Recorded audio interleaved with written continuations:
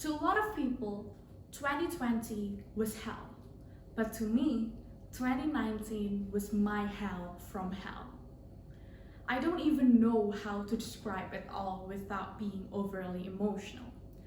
I was floating in the air.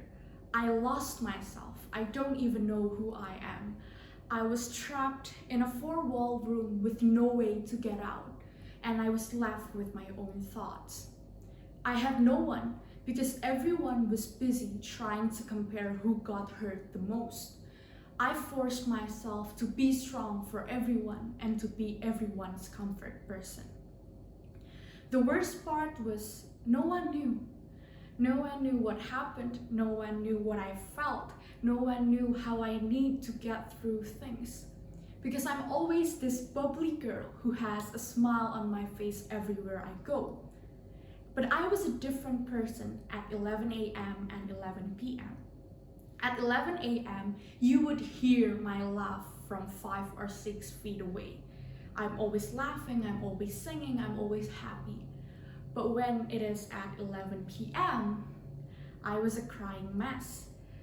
My head was on my pillow and I was crying so hard and praying to God to stop this whole thing because I couldn't bear it. I couldn't bear everything that happened. And I had to force myself to be strong and to be everyone's solid rock because I felt the responsibility to fix everything that has become a mess. Then I met these 13 people who I love so much until today.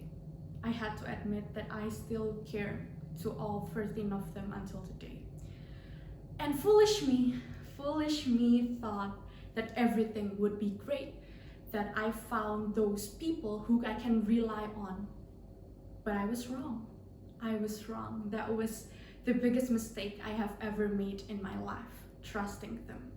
At that moment, they were there during my happy hour and they were there during my sad hour.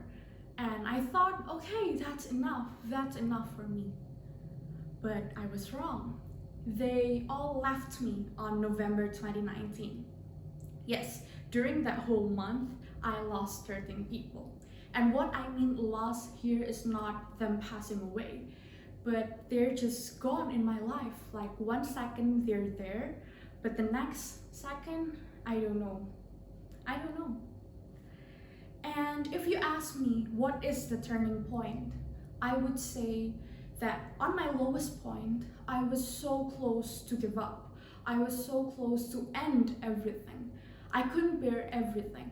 I couldn't hide the fact that I was hurting. Then this one person came to me and she said, you know what? Don't be that weak. You're not the one hurting here. Gosh, it hurts me until today. Like, all I want to do at that time is go into her face and say, you know what? Do you know that you cause everything right now? You cause all the pain in my life. Did you know? But I didn't. I just stood there and I looked into her eyes and I said, okay. I said, okay. And since that moment, I kind of think again, what in the world had happened in 2019? Because the Shafira you know right now is not the Shafira it is on 2019. I was two complete different person. And in a bad way, not in a good way. And I promised myself at that moment that I would be selfish starting from today. Sounds really bad, right? But no, because sometimes you have to put yourself before others.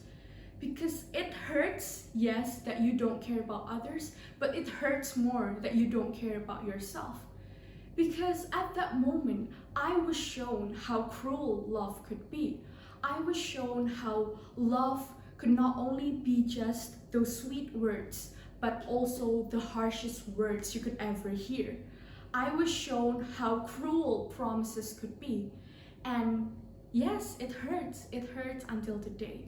And the thing that I changed is my mindset, that there are certain things that you can't fix in your life.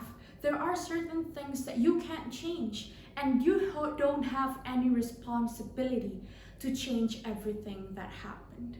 And as a conclusion, as a reference from Demi Lovato's song, 2019 tried to bring me down, but I rise like a skyscraper. Thank you.